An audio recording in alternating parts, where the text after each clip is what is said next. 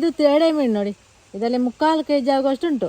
ಈ ರೀತಿ ಉಂಟು. ಇದನ್ನೀಗ ಕ್ಲೀನ್ ಮಾಡುವ. ಫಸ್ಟಿಗೆ ಇದನ್ನು ತೆಗಿಬೇಕು ನೋಡಿ, ಸೈಡಲ್ಲಿ ಮುಳ್ಳು ಉಂಟಲ್ಲ,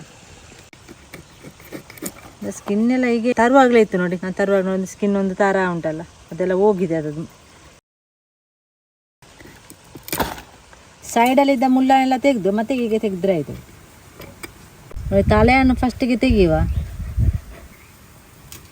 ಎಷ್ಟು ದೊಡ್ಡ ಮೊಟ್ಟೆ ಉಂಟು ನೋಡಿ ಇಲ್ಲಿ. ಇದು ಮೊಟ್ಟೆ ನೋಡಿ, ನಾನು ಕಟ್ ಮಾಡುವಾಗ ಅದು ತುಂಡಾಯಿತು ನೋಡಿ. ಇಲ್ಲಿ ಕಾಂತ ನಿಮಗೆ, ಇಲ್ಲಿ ನೋಡಿ ಮೊಟ್ಟೆ ಎಷ್ಟು ಚಿಕ್ಕ ಚಿಕ್ಕದು ನೋಡಿ.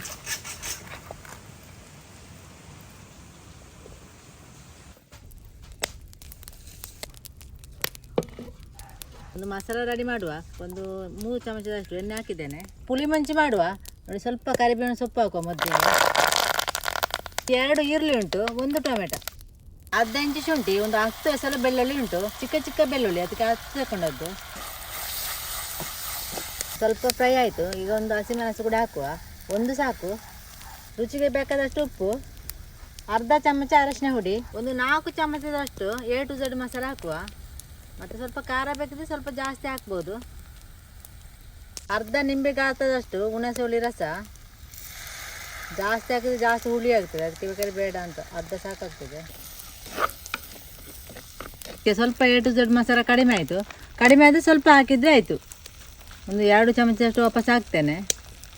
ಒಂದು ಅರ್ಧ ಗ್ಲಾಸ್ ಆಗೋಷ್ಟು ನೀರು ಕೂಡ ಹಾಕುವ. ಮೀನನ್ನು ಈ ರೀತಿ ತುಂಡು ಮಾಡಿದ್ದೇನೆ. ತಲೆ ಭಾಗ ಎಲ್ಲ ಹಾಕಲಿಲ್ಲ, ಮಧ್ಯದ ಭಾಗ ಮಾತ್ರ ಹಾಕಿದ್ದು. ಈ ಮೀನನ್ನು ಬೇಯಲಿಕ್ಕೆ ಇಟ್ಟು 2 ನಿಮಿಷ ಆಯಿತು. ವಾಪಸ್ ಮಗುಚಾಗಿ 2 ನಿಮಿಷ ಬೇಯಬೇಕು. ಚಿಕ್ಕ ಚಿಕ್ಕ ಮೀನಾದರೆ ಒಂದು 1 ನಿಮಿಷ 2 ನಿಮಿಷದಲ್ಲಿ ಬೇಯ್ತದೆ. ಇದೊಂದು ಎಷ್ಟು ದೊಡ್ಡ ಪೀಸ್ ಉಂಟು. ಇಲ್ಲಿ 2 ನಿಮಿಷ ಬೇಯಲಿ, ಟೋಟಲ್ ಆಗಿ 4 ನಿಮಿಷ ಬೇಯಲಿಕ್ಕೆ. ಈಗ ಸರಿಯಾಗಿ ಮೀನು ಬೆಂದಿದೆ. ಈ ಮೀನೇ ಉಂಟು, ಕರಗಲಿಲ್ಲ. ಅದು ದೊಡ್ಡದು ಮೀನಲ್ಲ, ಹಾಗೆ ಹುಡಿ ಹಾಕಿ ಪುಳಿ ಮುಂಚಿ ಮಾಡಿದಲ್ಲ ಬೇಗ ಆಗ್ತದೆ. ಪುಳಿ ಮುಂಚಿ ಉಂಟಲ್ಲ, ಬೇರೆ ಮೀನಲ್ಲಿ ಕೂಡ ಮಾಡ್ಬೋದು, ಬೇರೆ ಮಸಾಲ ಹಾಕಿ ಕೂಡ ನಿಮಗೆ ಮಾಡ್ಬೋದು.